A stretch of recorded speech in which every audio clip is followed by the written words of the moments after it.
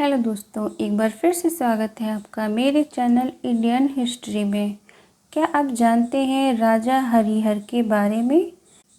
विजयनगर साम्राज्य की स्थापना राजा हरिहर ने की थी। विजयनगर का अर्थ है जीत का शहर। मध्य युग के इस शक्तिशाली हिंदू साम्राज्य की स्थापना के बाद इस पर लगातार आक्रमण हुए, लेकिन इस साम्राज्य के राजाओं से इसका कड़ा जवाब दिया।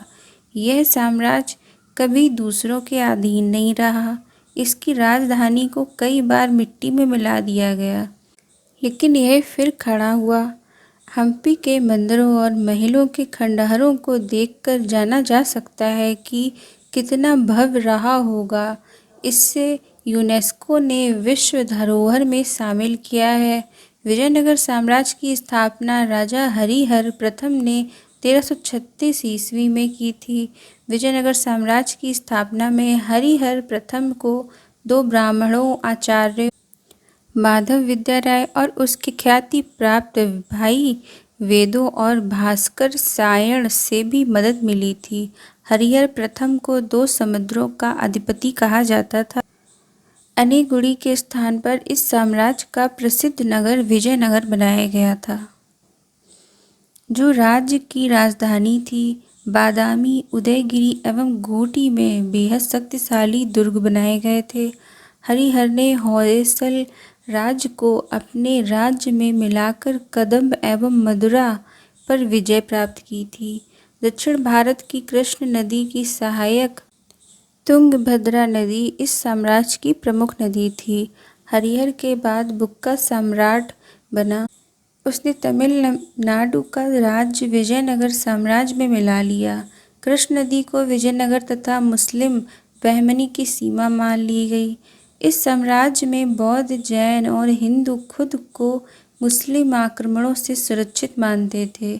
इस साम्राज्य की स्थापना का उद्देश्य दक्षिण भारतीयों के विरुद्ध होने वाले राजनैतिक तथा सांस्कृतिक आंदोलन के परिणाम स्वरूप संगम पुत्र हरिहर एवं बुक्का द्वारा तुंगभद्रा नदी के उत्तरी तट पर स्थित अनेगुड़ी दुर्ग के सम्मुख की गई। विजयनगर दुनिया के सबसे भव्य शहरों में से एक था।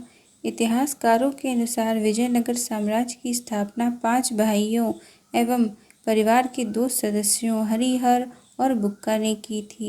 वे वारंगल के कार्तिकेयों के सामंत थे और बाद में आधुनिक कर्नाटक में कांपली राज्य में मंत्री बने थे। जब एक मुसलमान विद्रोही को शरण देने पर मोहम्मद तुगलक ने कांपली को रौंद डाला तो उन दोनों भाइयों को भी बंदी बना लिया गया था। इन्होंने इस्लाम स्वीकार कर लिया और तुगलक ने इन्हें वहीं विद्रोहियों को दबाने के लिए विमुक्त कर दिया।